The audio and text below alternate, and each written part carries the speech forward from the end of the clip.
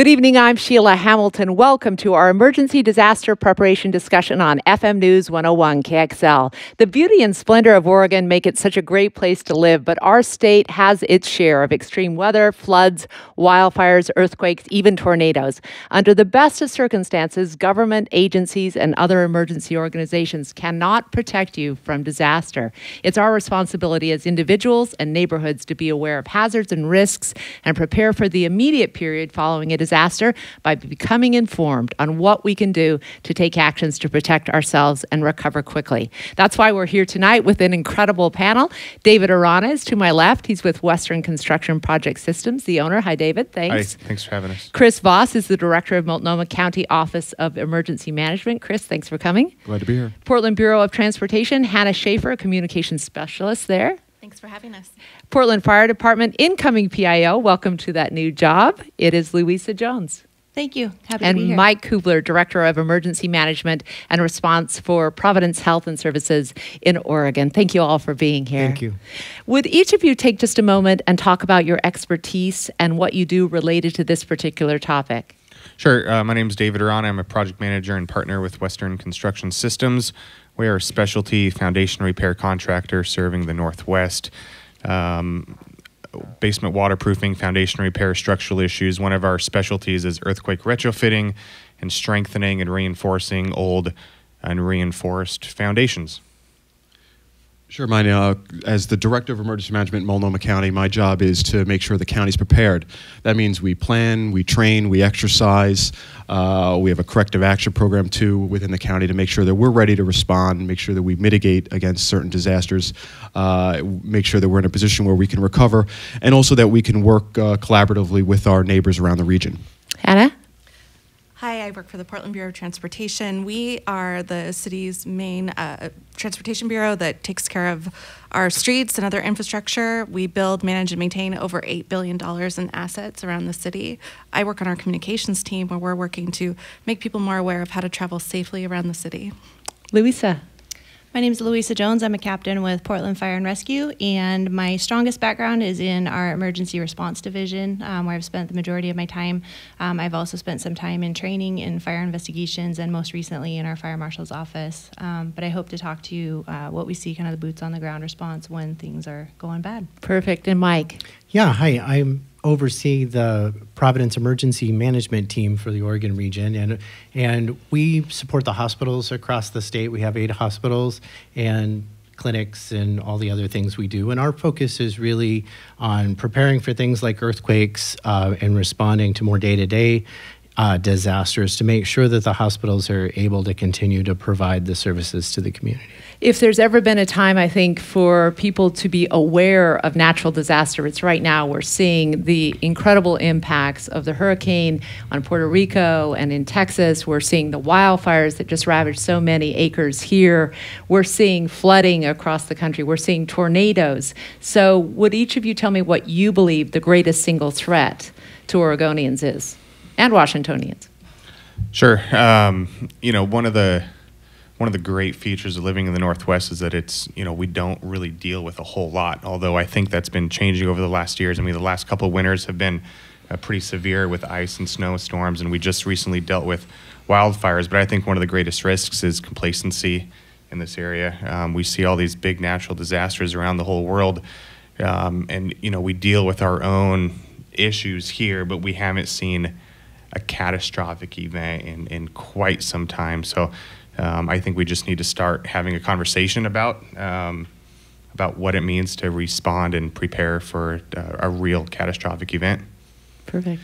In the county, we actually study this, and so when we look at both the probability and the impact of disasters, I do believe that earthquake tops the list. At PBOT, we are ready to respond to any issues that come up in the city, especially on our roadways, but we also focus a lot just on the day-to-day issues that we face every fall and every winter, which is rainy weather, snow and ice. Last year, we had a good practice run of emergency management in regards to snow and ice, and a lot of things that you need to do to be prepared for larger emergencies, such as earthquakes, are also things you need to do to be prepared for snow and ice events around the city. From the fire department's perspective, We're definitely seeing people that aren't as resilient as we would like to see. We want them to have an ability to take care of themselves for a few days, and this is whether it's a local ice storm or the big earthquake. So that's something that we're definitely focusing on, is that community building and resiliency, looking at that regardless of what the threat is out there. Yeah, and just echoing the discussion about earthquake, but really from the hospital perspective, I think what we really see is the complexity of our communities. The earthquake's going to have impacts on transportation and communication and all these things that critical infrastructure programs like mine are dependent on. So I think that a lot of our complexity brings us a lot of strength, but it also creates vulnerabilities that we have to continue to work on. I want to start with Chris, because you just practiced for the Cascadia subduction zone big one. That was a 9 on the magnitude, on the Richter scale, correct? Yes, and actually most of the state participated in Cascadia Rising. It was a statewide exercise. I think every county, the state, most of our cities. So it was an enormous exercise for us. What does it look like? The exercise itself, or what you're thinking about, our level of preparedness? Our level of preparedness is what I'm interested in. Well, I want to sort of say this about something, especially when you're talking about catastrophic events. We're very happy. One of the reasons why we do these exercises is that we can improve upon what we're doing the day before. So we're continuing to build upon what we've done. I will say, though, that no one has a catastrophic event down. So we know there's going to be issues. So even today I was sitting in meetings about emergency fuel allocation. There's some plans that we know that we still have to work on. There's some plans that we have done from debris removal. Over the course of years, we've purchased things like water for purification and emergency response equipment. So we know we're getting more and more prepared every day, but we also know there's a long way to go before I think that we'd be comfortable with dealing with something like Cascadia. Chris, the New Yorker did a really glaring report on what will happen to this region if the Cascadia subduction zone quake hits. They described it as so scary, so pitifully scary for most people. I think there were a lot of families that thought, why bother? Let me say this. I've been doing emergency work for a long time, and I was doing work in Cascadia before I actually moved out to the Pacific Northwest. So I moved here knowing that this disaster was likely to occur at some time, maybe potentially even in my lifetime. So I wouldn't say that it's so scary that we can't mitigate some of those risks. If we stay informed, we stay prepared, and we minimize our risks, I think we'll just find that it becomes a disaster that, while significant, something that we will get through as a group and as a city and as a region. Mike Kubler, what are you training for when you, as a hospital system, are attempting to try to practice what might go on in a big quake like that? Well, I think that she brought up a minute ago with the winter storms, a lot of the things that we see in more what you might think of as routine emergencies or routine incidents really bring into light the things that we're going to have to deal with the earthquake. The winter storm, it disrupted transportation across Portland in particular. That created staffing challenges for us at the hospital, with staff that were delayed getting to work. Some staff just couldn't make it to work if they lived far away. Clearly, that's going to happen in a large earthquake if we've got damage to the bridges and that sort of thing. So it was developing alternative staffing plans, where we could use staff that weren't necessary for a different function, for a really critical function. It was figuring out ways to alter schedules and use resources that we did have to get critical, really essential staff in. Likewise, with the fires that were just going on in the gorge, we have a hospital out there, Providence Hood River. One of the issues there was 84 was closed, and that impacted our logistical supply chain. So we had to route around those closures, and those are the sorts of, if you think of it as exercising your muscles, those are the muscles that we're going to need to be able to utilize in an earthquake. Because so many families haven't actually set up a personal evacuation plan, and they haven't actually done their 2-week storage, I'd like each of you to describe what your personal family plan is like and what your 2-week storage plan looks like. Sure. Well, our plan started with just having a conversation. A 15, 30-minute conversation with your family is really the first step. You know, I live in Salem, but I often work in Portland, so that creates quite a distant barrier if there's a catastrophic event. So we have a general meeting place to go if, you know, communication is out and, you know, we can't communicate and I'm 50, 60 plus miles away. We have a place that we ultimately will meet at, and then having that food storage to get you by, you know, a week or two, because, you know, transportation goes down, trucks stop running, the grocery storage will instantly be empty. Maybe have some fuel storage. So, yeah. I've been in emergency management for a long time, so typically when one of these things happens, the first thing that happens is I go to work, which means my wife often has to keep the house going for sometimes weeks without me there. So for me, a strong network of friends and family that, you know, sometimes come to the house, sometimes that's neighbors. We want to make sure that you have critical medications for at least 2 weeks, food, water. And, you know, I think that sometimes when people thinking about sort of food and water, they're buying sort of packages for camping, and certainly that works. But, you know, sometimes it also doesn't have to be, you know, food that tastes a little bit more like sawdust. You know, we always keep an extra tank for our barbecue because we know we could barbecue if we need to. There's simple practices that you can sort of implement. Every time we're done with a 2-liter bottle of anything, we sort of fill it with water and throw it in the garage so we know we'll have water. You sometimes don't have to spend a lot of money to be prepared. But I think that first and foremost, a strong network in addition to sort of having critical supplies is important for everybody. I love the detail that you provide there. That's fantastic. The idea of being able to barbecue. I noticed during the snow and ice storm at Zupans that they were telling me that wine was going more than water was. So it's clear that Portlanders also want to have a good time after the disasters. Hannah. To that note, having a good time, I think, again, knowing your neighbors is super important. And we even joked in my neighborhood about putting all the barbecues out in the middle of the street and having a big block party as part of our emergency management and getting to know each other that way beforehand. And then having that community support in the event, I think, is crucial. So a few years ago, I actually felt like I was cheating a little bit, but for Christmas, I actually put together 72-hour kits for my family and gave those as the gift. So cool. They've managed to keep them up in their own time. I feel like I cheat a little bit on that now because I know I need to respond into the fire station. My husband will be the one dealing with the kit and getting in contact with other, you know, the rest of our family and things like that. But being able to work our way back into the city is something that all people, all employees of the city of Portland certainly, and our regional partners, Multnomah County, will be focusing on how do we get our responders back in, because we're going to need maximum response capabilities. And our own people have to worry about their own families and then traveling in safely as well. So coming up with those plans with your family, with your friends, with your community is vital. Mike. Yeah, so for us, this is kind of something we've already lived. We lived on the Gulf Coast of Mississippi when Hurricane Katrina hit, and our community, Goshen, Mississippi, was about 40 miles from where the eye came ashore and was on the wrong side of the storm, if you will, and got hit pretty hard. So really that network is, I mean, we have a closet that's got our supplies in it. We've got water for the family and that sort of thing.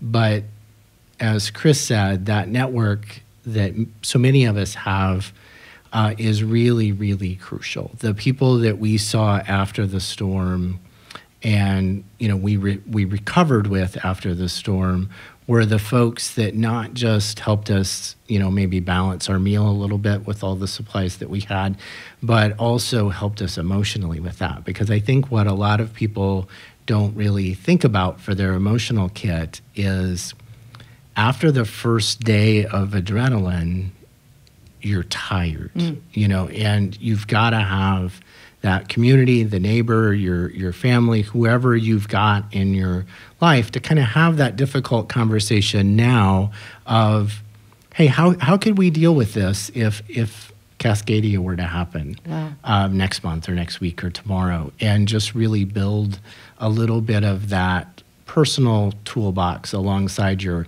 water and food so that you've got some people to lean on, because it was really more than just, my wife and I could really do with our kid at that time by ourselves. We needed some friends to help us along.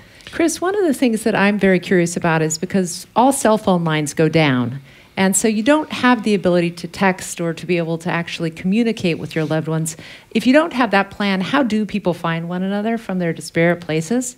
Well, actually, every system is a little bit different. And let me say, texting actually is a little bit more reliable than using your standard cell phone to use voice. It uses a lot less bandwidth. So you may find that text actually works. But we do anticipate there'll be a significant degrading of the system. And I think that that's why it's important to have a plan beforehand, so that you know where you would go if you were, your spouse, your significant other, your family. They know that they'll be safe at school, that they know where they'll go if they're at work, they'll know where they'll go if they're home. And if you do go somewhere, post a sign on your front door, and let them know where you're going. You're going to a neighbor's house. But we do also anticipate, while there would be this degradation of the system, we may find that for a few hours, while some of those systems still have some emergency power, emergency backup power, that they could survive for a few hours before, and likely to see sort of a degradation after that. I see. So when I was younger, we used to have, because we would drill for these kind of things all the time, we would have evacuation centers. Are there still evacuation centers in the region, and why don't Oregonians and Washingtonians know where theirs are? That's a good question. There actually is a system in Portland. It's called the Beacon system. And I'll let one of the Portland folks maybe talk a little bit more about it. But it is actually a location where they would set up sort of emergency communication hubs if everything else fails. And so, people, they're embedded in the neighborhood, so almost everybody would be able to walk there. They hopefully, for most people, are just a few blocks away. And like I said, they're throughout the city, and would be the fail-safe system for communication. Louisa, can you talk more about how people can find those and actually start drilling for that? Yeah, so the Beacon system is the basic earthquake emergency communication node, and it's a partnership with regional radio operators who volunteer for this program. And then the Beacon radio boxes themselves are kept at many of the fire stations and many of the public buildings throughout the town. I believe there's 48 sites throughout the city. You can find it on the website, cityofportland.gov, or portlandoregon.gov, I should say, has a list of where those locations are, and that is where information will be coming in those first critical hours and days when our traditional communication systems are down. It will start out obviously largely with emergency messaging that comes in, reports of need, issues, problems, those kind of things. But as the other systems build back up, they'll be releasing information on where to go to beef up your communication, get in contact with friends and family. There's also, I know the Red Cross has a spot on their website where families can go and register, and then when the Red Cross responders do arrive, you go in, you check in with them, and that information is posted on their website so that families who are dispersed or separated out can go back onto that website and check and make sure that people are okay, they've checked in. If I want to say one other thing about the Beacon system, it's actually run by volunteers. And that is the importance of the county and the city and all of our organizations to rely on also the community to support us during these activities. So it's one of many programs, but it's certainly an important one, and we appreciate the people that are part of it. If you're just joining us, we're having an emergency disaster preparation discussion on FM News 101 KXL. I'm Sheila Hamilton, and we're joined today by David Arana. He's with Western Construction Project Systems, Chris Voss, Director of Multnomah County Office of Emergency Management, the Portland Bureau of Transportation's Hannah Schaefer, Portland Fire, Louisa Jones, and Mike Kubler, who's Director of Emergency Management and Response for Providence Health in Oregon. I want to get back to you because, David, you have talked about the ability for people to somewhat plan to have a safe structure around them by retrofitting their homes. What percentage of people in Oregon would you say have actually taken this step? How many people have retrofitted their home or strengthened their foundation? I really But don't it seems low to me because I look at downtown Yeah. Portland and like all of the old historic homes, and I know that we didn't even have codes before 1975 around Yeah. buildings. So So one of the biggest threats to the foundations in this area, we have lots of old homes, and when those homes were built, they were engineered to take the vertical load of the house. But what they're lacking is any reinforcing steel or rebar. So they have almost no lateral or seismic resistance. And when that masonry and concrete starts moving, it doesn't have a whole lot of forgiveness. And those homes are just physically sitting on the foundations. Most of these homes, the only thing holding themselves on the foundation is the weight of the house. But when the whole earth is moving, the weight of the house becomes quite a bit more insignificant. So if we can bolt the structure to the foundation, you're in a whole lot better situation than you were without it. And then, one question I get a lot is, well, that's great, I bolted my house to my foundation, but what the heck happens if my foundation just crumbles? And that's a legitimate risk, and that's something that people should really be concerned about. So one thing that we've been starting to do is reinforcing and strengthening these old unreinforced foundations. So. We were talking earlier about, Chris, the kind of construction that's going to do probably fairly well and the kind of construction that isn't. Would you go over that for our listeners?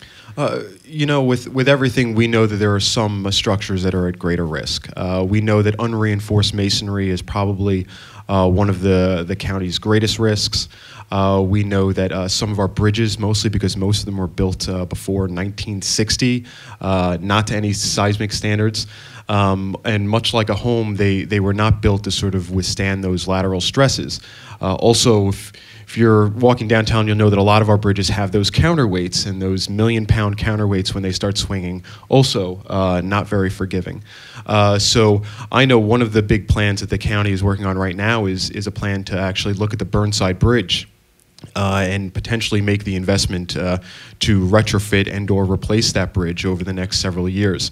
It's an enormous cost, but we also want to make sure we have a vital lifeline that will work back and forth between the east and west parts of the county. Are there any bridges yet that are already retrofitted? So some of our newer bridges certainly fare better. The Tillicum Bridge, which is new, the Selwood Bridge, although some of the Selwood approaches are something that have us a little bit more concerned, and the Solvay Island Bridge as well are all county bridges that we think will do better than some of the other bridges. I mean, the Hawthorne Bridge, I think, was built in 1908, and once again has counterweights well above the deck, so those would be at a greater risk than some of those newer ones I mentioned. Hannah Schaefer, how do our roads do? Our roads should be okay in most places. I think one of our bigger concerns is landslides, especially up in the West Hills, which we see every year. An earthquake would, I'm sure, exacerbate that. But we would be ready to help support our county partners and our other partners in the city to respond. Do you try to make sure that people know to stay out of their cars after something like this? It's probably more dangerous for people to get in their cars and attempt to try to navigate the roads immediately following a big earthquake, isn't it? Oh, well, if you're in your car during the quake, we want you to sort of pull over and stop. When afterwards, right, the roads may not be safe, and so, you're going to have electrical systems that fall, and there'll probably be debris in the roads. So slow and steady, and certainly walking with a good, sturdy pair of shoes would probably be the best way to go. But you bring up an interesting point. The United States is one of the few countries that probably has this significant risk that doesn't have an early warning system. Japan, I think Chile, a lot of countries that sort of see earthquakes on a regular basis have an early warning system. And that early warning system could give us, 1, 2, maybe 3 minutes. This would allow you to get out of your car. It would allow us to sort of stop the trains. It would allow us to maybe get out of the elevator. So one of those systems is also something that we're thinking about very, very hard. And I believe there's already investments being made. And we continue to lobby the federal government to support that effort as well. There is a prototype system that University of Washington and University of Oregon are working on. We've been beta testing that, just kind of looking at it at Providence. We haven't really, it's beta, it's not really at a place where it's really ready for prime time, but we're looking at that because even a minute or 30 seconds would make a lot of difference in a hospital. We could turn off critical systems, and if you turn off the system, maybe it survives the earthquake, so you can turn it on. We've got chillers that move at high speeds, things like that. And then also, kind of the obvious thing of if you're in a surgery, moving the sharp things away from the vulnerable things. Right. But, a lot of industrial plant things that wouldn't clearly just be a hospital thing, but other resources across the city, if you can shut those down. But, like you said, as opposed to Japan, where that's a very mature system, that's just something that's very much in the trial stages. Because we now know that the after effect of an earthquake of this size would be a tsunami, is there anything other than just running to high ground that someone who's staying at the coast could do in the event of this kind of earthquake? The first thing you do is know that route Yeah. to high ground. If you're staying out on the coast, which I love to do, I always make sure I know my tsunami route. I mean, I think And keep your tennis shoes by your bed? right. And friends of mine that are in the tsunami business a little more closely than I am, they even talk about a brisk walk. That there's a lot of places on the coast where, I think we all have the mental picture that we're running in front of the towering wave. You feel the earthquake when the ground stops shaking. You need to move along with all haste to that evacuation zone. But we don't have to be an Olympic athlete to do that. Go I was going ahead. to jump in real quick. The high ground doesn't necessarily have to be physical land either. It can be a tall building. They're talking 4 to 6 stories, parking garages, things like that. In Japan, a lot of their buildings are purposefully built taller than the expected tsunami. In Tohoku, that backfired a little bit in some of their areas. But they intentionally build them to a certain level, and that is a local evacuation spot that people in specific areas are allowed to. Louisa, while I have you on the mic, Louisa Jones is with Portland Fire Department, the incoming PIO. You spent a lot of your summer, as did many firefighters, actually battling something that was happening right now, and that was the potentially, we think it's an arson-caused fire. Yes. How much did Multnomah County respond to that? What was that like for your firefighters to have to live that? And how well prepared were the people in that region for a fire? So I think, fortunately, wildfire is something we see here regularly.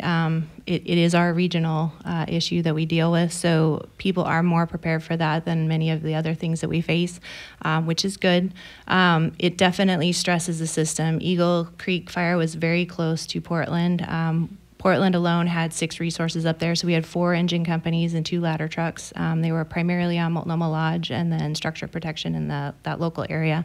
But we had numerous regional partners, Tualatin Valley Fire and Rescue, Clackamas County, Corbett had a number of engines. Their entire department, I think, was there as well. So it's not just stressful to the people in those specific communities, but that it is a reaction that grows out around to the region around it.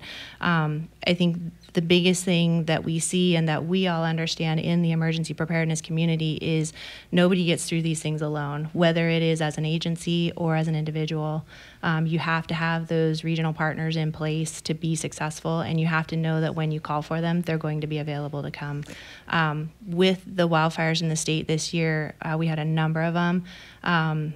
The resources available for those overhead management teams are fairly limited, and when you have all your resources at 1 or 2 significant fires and that 3rd fire starts, things start to get really thin, even in a large agency like Portland. Wow. Mike Kubler, what was the reaction of hospitals after the air was hanging? I can imagine that the onset of asthma and other respiratory infections just went through the roof. Yeah, a teammate and I went out to Hood River as the fire, and particularly the wind, kind of shifted that direction. And, they were just that particular week after Labor Day in particular, it was like standing next to the wrong side of the campfire. And certainly people in the community that were susceptible to, had pre-existing conditions were having impacts there. And for a little while, we were actually having some problems where we needed to upgrade our filters that were on the hospital above what they normally, run day to day, just to have a level of comfort in the hospital that was conducive in there. So I want to move to something that we seem now to be dealing with almost every year, and that is snow and ice. And so, Hannah, if I could just talk with you about what happened last winter when the first ice storm hit and all of those dozens of cars were stranded on the freeway. What went wrong with our emergency preparation system that didn't get people home before that, or actually didn't, I guess, maybe communicate the severity of what could happen if they tried to get home during an ice storm? Well, I think what happened in that particular storm was that we had basically the entire city of Portland try and head home at the exact same time. And the fact is, our roads are just not capable of handling all those people. We saw during the eclipse, that was also an issue that we were dealing with how many people were going to be on the roads and the potential traffic impacts we'd have for something like that. Same thing for snow and ice. Everyone hit the road at the same time to get home to try and beat the storm, and we just couldn't handle that many people on the roads. So in the future, I think what we would really like people to remember is you can sit and wait it out for a little while. You don't necessarily have to go home right away. Stay downtown, go have a nice dinner. You could even park your car at a smart park garage or leave it at a metered spot and then take transit home later. There's a lot of different ways to get home that can help you avoid that potential of getting stuck on a freeway or on a road to your home from work, and also help other people get home because there will be less traffic on the road. This is our emergency disaster preparation discussion on FM News 101 KXL. If you're just joining us, I'm Sheila Hamilton, and we have an incredible panel here. This is also being streamed live on Facebook, and you'll be able to find this at our website at kxl.com. Go ahead. Oh, sorry. I was just going to say, I don't know what prompted it exactly, but I was standing in a window looking out at 84 that afternoon, and all of a sudden, just all the cars came. And it just really, you could see it happening, that it was just a volume issue, that there just wasn't space for all the cars. I want to understand if people are truly prepared for winter driving and truly prepared for the kind of conditions that we're getting more used to. What do you carry in your car? Hannah, do you want to start? And then if anybody can jump in with other ideas, I'd love to hear it. Sure. I think there's really a lot of crossover with your earthquake preparedness and your winter weather preparedness. You can have your regular earthquake kit in your car, and you can also add some chains that you would have ready at any moment if you need to put them on. Also know how to use your chains and how to put them on. You also should have some sand to help you with traction if you get in a spot where it's pretty slick, and a shovel to help you. It doesn't have to be a big shovel, just enough to help you dig yourself out if you happen to spin your wheels and get stuck a little bit in the snow. Just add that to your other emergency kit, which would probably include, some food, some water, something to keep you warm, and a few other items, and you should be set. Mm-hmm. Anyone else? I know that during the winter, one thing that I always just keep in my vehicle is a nice warm jacket, waterproof, nice warm jacket, and one of those portable batteries that you can charge your cell phone from. And then while you're driving, just be really conscious about what's ahead of you, where you're going. Is that uphill? And just be prepared and conscious of what you're doing, and is your vehicle capable of going on the road that you're about to go on. So I also just learned that because with these ice storms here, there's no way that you can walk, and so having those little crampons that you can just slip onto your boots or your shoes is really, really helpful. And I keep hand warmers in mine too, because it can be a long walk home sometime if you have to pull over. If I could say one other thing, though, I think what was an option that I often take, maybe because it's driven maybe by my job, if it starts getting really bad, try not to leave. Maybe staying where you are, staying at work is a safer option for you. We know plenty of people that actually ended up turning around and coming back to their offices because that was a better location. And so if you don't rush, if you see the roads are all backed up, maybe wait a little while. We put up several hundred people, staff at the hospital, just for that reason. They avoided the commute back and forth. Yeah, because we were broadcasting quite late and I couldn't get home. Attempting to check into a hotel on a night like that is impossible. The hotel rooms fill up immediately. So having also just the idea of who's close to home that's comfortable, or close to work that's comfortable, that I can call on and be there for them is also really great. I just want to move to the other area that we talked about, landslide and flooding. Hannah, that seems to be one of the consistent themes, especially on the west side, is that we're seeing more and more of this very unstable land come down. Any way to prepare for that in advance? besides Waze I and think- Google Maps? I think in terms of location, if you are a person who lives up in the West Hills, you should be aware that that's an area that is prone to landslides. The geography of the area and the way that the sediment is built up there, it happens every year, maybe not in the level that we dealt with last year, but it will happen. That's something that you should be aware of if you are a resident up there. In terms of driving, I think if you come across an area that you see water coming down the road at high levels, you might want to be a little more aware before you go through. Particularly, though, beyond landslides, if you're looking at standing water in the middle of a roadway, ponding of any level, there's something that we like to say, which is turn around, don't drown. Don't drive through standing water. You don't know how deep it is. You don't know what's there. Much easier to reverse, find a different route, and avoid going through something that could potentially be dangerous. Louisa, would you say that our area is more prone to this kind of flooding that's due also? Street flooding can be so dangerous because the drains get swamped, and it seems like the street flooding can be as dangerous as some as the areas down by Johnson Creek. Yeah, absolutely. And that's one thing that we need to focus on here in Portland, and actually we do, which is the leaf collection in the fall. Those leaves are starting to drop. If you have a drain somewhere near your block, make sure that you get that cleaned up. We get a lot of calls for flooding from the fire trucks, and we go out with our pike poles and pound them on the ground until we find where that soft spot is, where the drain's plugged, and get that cleaned out. But if you live right there, if you know it happens, do your best to keep your leaves picked up. The city has a program. They come through. If you sweep them out towards the curb, they come through with dump trucks and do those collections in those high tree area. I mean, we're a tree city, right? But in Ladd's Addition, places like that, where it really is a significant issue, it's really important. It makes those roads impassable not only for local people, but for the emergency vehicles as well. And to add to that, I would just say we have 58,000 storm drains in the city of Portland. Our crews and fire crews cannot get to every single storm drain to clear them. So we actually ask the public to adopt a storm drain.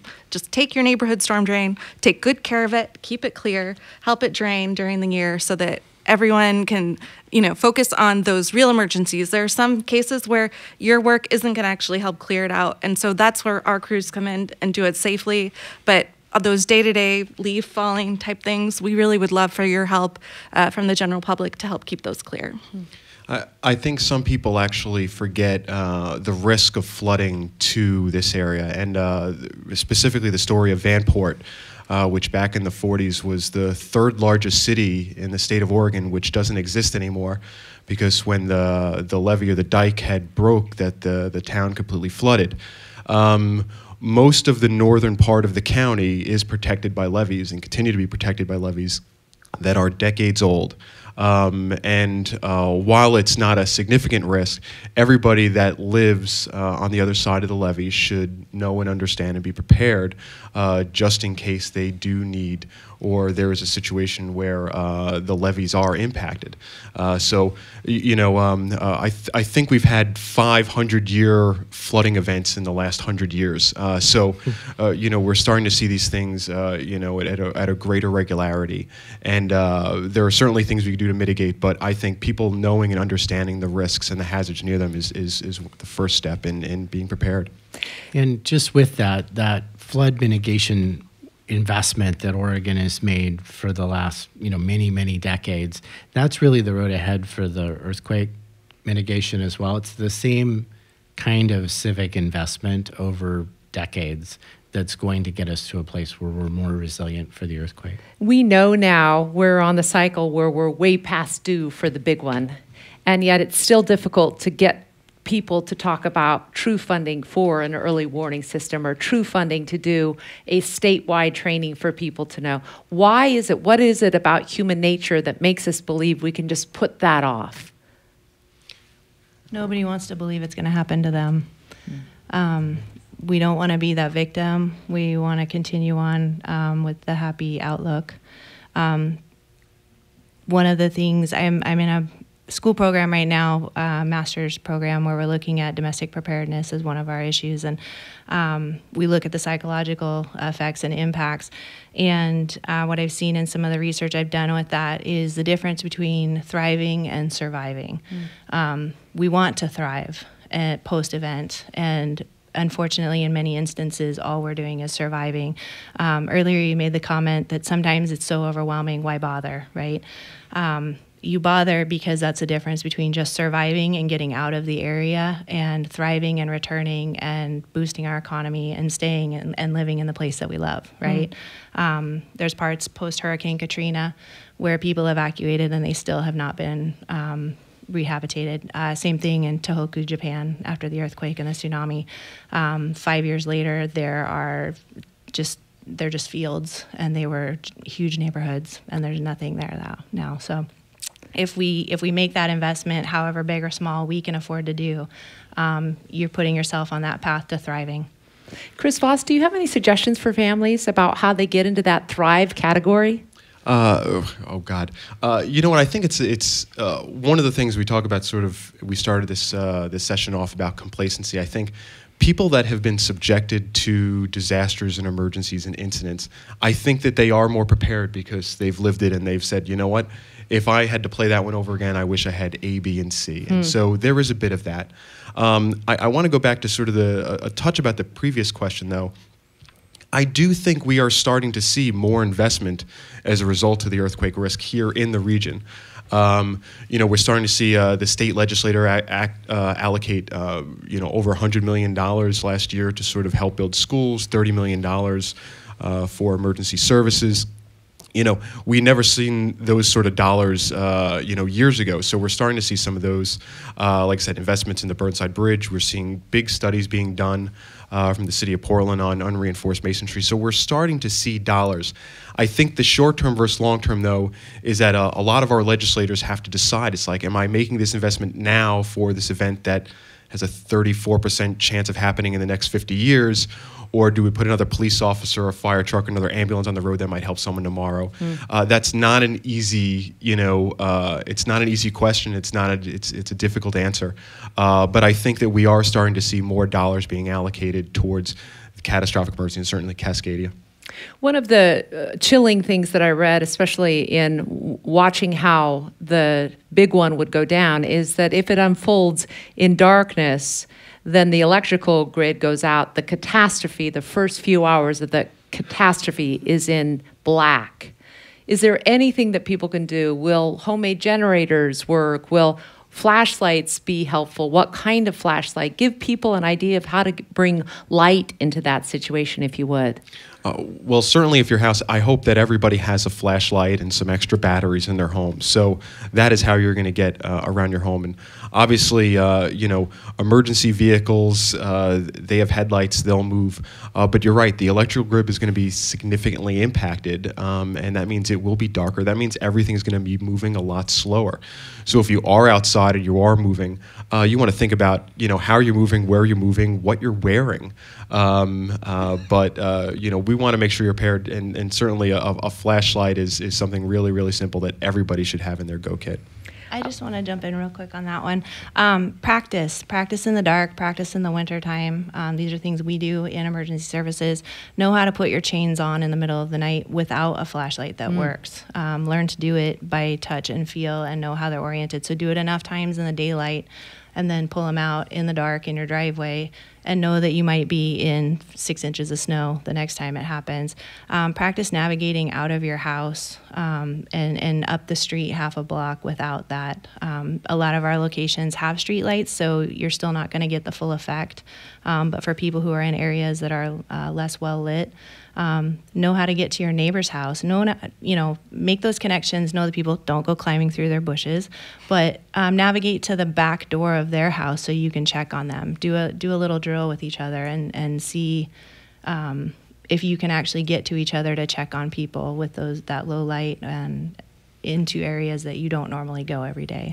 Another area with this, sorry, we could just go on all night. No, please do. Another area with this that I think Oregon is well positioned to kind of develop even further is we're pretty sustainable in Portland, right? There's a lot of solar cells on buildings. There's a lot of solar cells on people's houses. There's more of that infrastructure going all the time. And something that I think is kind of unfortunate is sometimes that sustainability message gets disconnected from the resilience message, and it's really the same thing.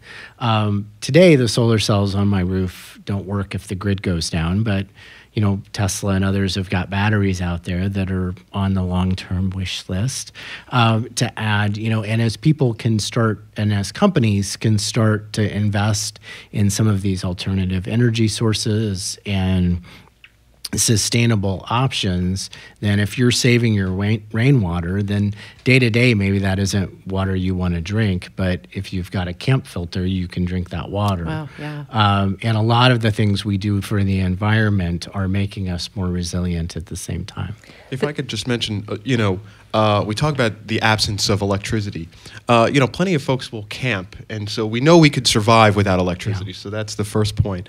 The second, I think, really important piece here, about electricity is about we're going to need people to have some patience because we do prioritize things, and so we know we want to get the hospitals up, we know we want to get assisted living facilities up, nursing homes, dialysis centers. So there is this prioritization, and unfortunately, single-family homes tend to be towards the bottom of the list because we're trying to get a lot of these critical care facilities up first. So patience after something like this will also be critical. Another line that really hit me was nonchalance. Nonchalance is going to shatter. Everything made of glass goes. Anything indoors and unsecured lurches across the floor or comes crashing down. Bookshelves, lamps, computers, canisters of flour. Refrigerators will walk out of kitchens, unplugging themselves and toppling over. Water heaters will fall and smash interior gas lines. David, when you talk to people about how to actually retrofit their houses for earthquake preparedness, are they also thinking about what to do inside?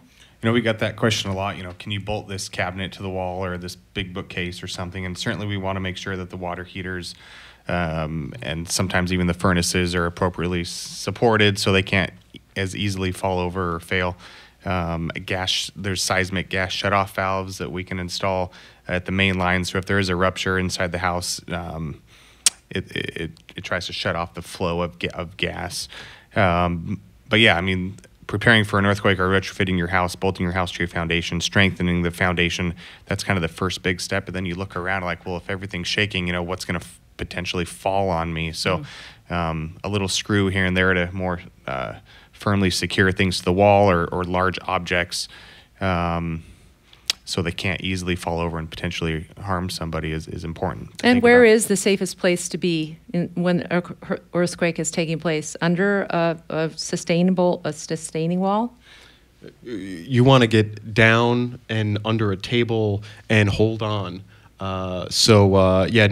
Historically people thought about sort of being in sort of doorways. We don't necessarily say that anymore. You want to, Duck, cover, and hold on is the tagline that we've got out there. We've Duck, all cover, got our hold on. strategy to get under the table as we sat down here. I was thinking about all of you, like how it is that you actually do your jobs and then go about your work with your smiley faces and you're also affable. I think if I immersed myself in your topic, I would be constantly wondering if the ground was shaking. Do any of you feel that way, or do you feel better prepared? I'll jump on that because I use the term, we think we want to live in an ignorant bliss, but let's just live in an educated bliss. Understand the risk, know it. I think that's the background we come from. You're not going to stop it, you're not going to end it, but you can help it. And you can make yourself better prepared and be part of the solution rather than part of the problem. Love that. Anyone else? With how you get through the 3 a.m. wake-up call? I think I was talking with a colleague about this today. I think that once you kind of start doing this job and you go to some responses, it does get a little addictive because the responses are exciting. There's a lot going on and you feel like you're contributing and, you feel like you're in a job that makes a difference. I'm always interested when I have a panel like this to ask you, if you were king and you had as much money as you wanted and you could create the kind of emergency system and emergency preparedness that you could, what would people do? Give me something specific that you would have people do if you had all the money and all the time. I would have everybody start with that first conversation and make a a basic family plan. There's so many people that just refuse to start talking about it, and starting that first conversation, talking about it, making an initial plan is really the first big step. And then once you take that first step, it kind of breaks the ice into preparedness. So then you start educating yourself, and as you continue to educate yourself, you're more prepared. And the more prepared you can be, the more likelihood that you're going to come out on the other side in a favorable condition. Your solution was pretty cheap. I like that. How about you? You know what? I'm a bit of an infrastructure. I think that if all of our buildings and facilities met sort of current building code standards, and our critical facilities, things like schools and hospitals, all met immediate occupancy standard, I think that would be my that'd be my gold star. I want to ask you about that, because in this report, 3,000 schools go down because they're made of brick. Is that still the estimate? We're really that bad off? You know, I don't have all of Oregon's numbers, but I do know the vast majority of schools in Portland are damaged and probably would not be utilized afterwards. The vast majority were built before there were really building codes that understood the level of risk with an earthquake. So while we're seeing that change is very, very slow, because the dollars needed to sort of get them there are enormous. So we're happy about the progress, but you know, if we have another 100 years, great. If it happens sooner, I think that all of us might want to wish that there were a few more dollars allocated a little quicker. I want to jump in super quick here on the question about the buildings.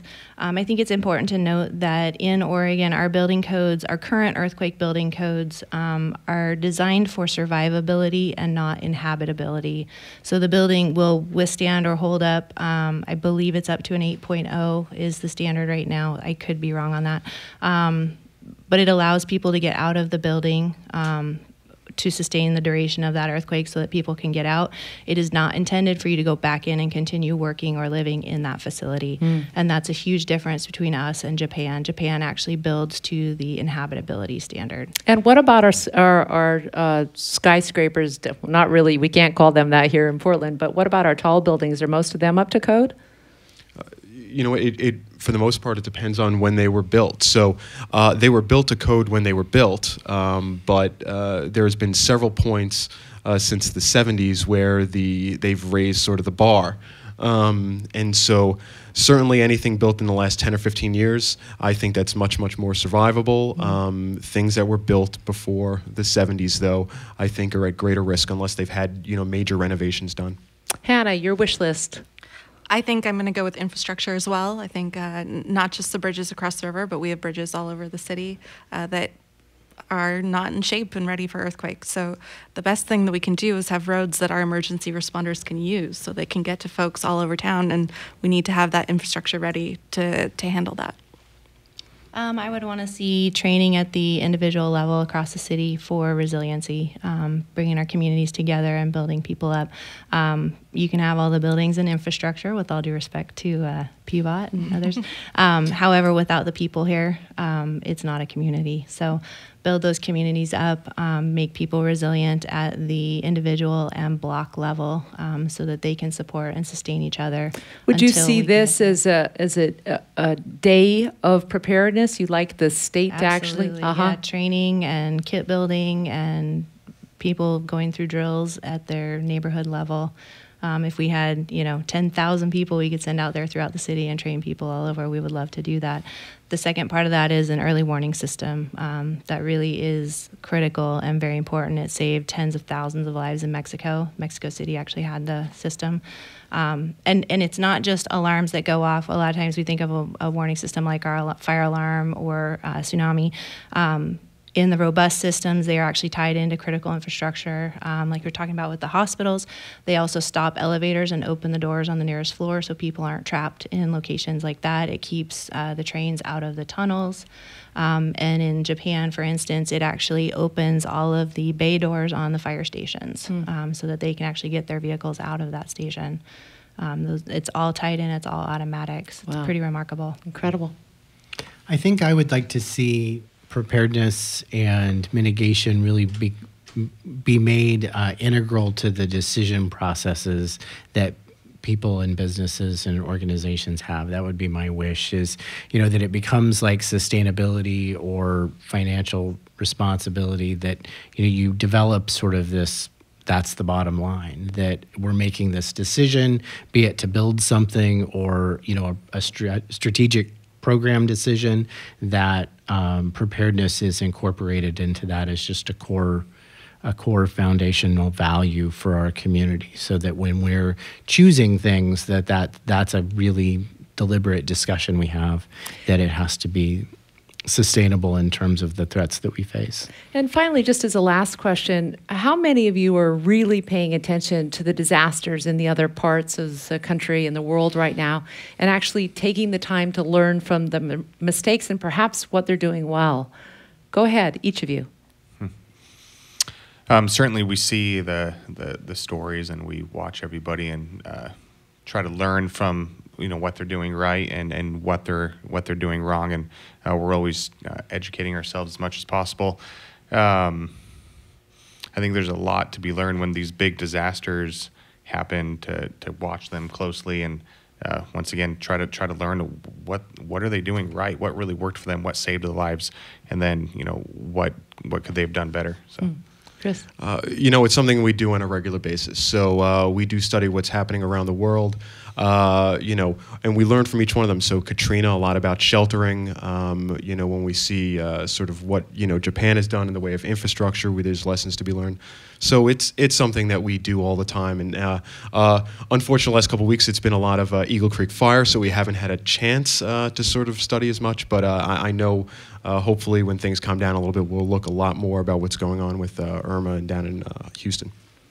I think for me, it's really interesting to see how other areas are communicating with their communities after a disaster. I think that is something that we think about preparedness, but we also need to think about how we tell people, what we tell people to do and where to go and how to take care of each other after the fact. And it's been very interesting to see communities come together in Houston and in other parts of the world after these disasters. And I think that's something that I look to as a community member myself, is how am I going to be able to help my neighbors? How am I going to help my colleagues at work? What can I do when those things happen to step up and play a role to help everyone get through this?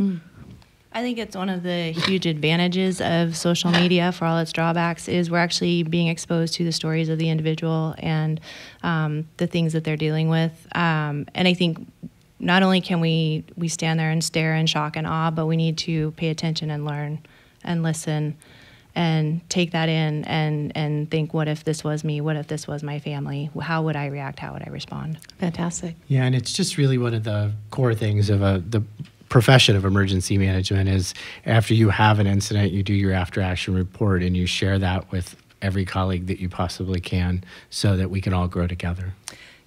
What a terrific panel. This has been our emergency disaster preparation discussion on FM News 101 KXL. I want to thank our guest tonight, David Arana with Western Construction Project Systems, Chris Voss, the Director of Multnomah County Office of Emergency Management, the Portland Bureau of Transportation's Hannah Schaefer, Communications Specialist there, Portland Fire Department's incoming PIO, Louisa Jones, and Mike Kubler, the Director of Emergency Management and Response for Providence Health and Services in Oregon. I'm Sheila Hamilton, and you can find all of these resources and a video of this broadcast at KXL.com. We've also been streaming this live on Facebook. Please, if you're at all interested in this topic, share this with your friends, take it to your church, make sure that people in your community know that we've had an hour on this discussion and that you'll be prepared very, very well if you began to, as you so eloquently stated, start having the conversation. Very last question. How much water do I need? You need a 2-week supply, and that's a gallon per person per day. Okay, a gallon per person today. Tomorrow I want to see all Safeways, Albertsons, Supens, every single store out there completely taken away with all of the water, because I don't know about you, but water seems to be the one thing that if I could get through a disaster and be well hydrated, I'd be okay. I'd be in the thrive category. Thank you again for joining this. This has been the Emergency Disaster Preparation Discussion on FM News 101 KXL.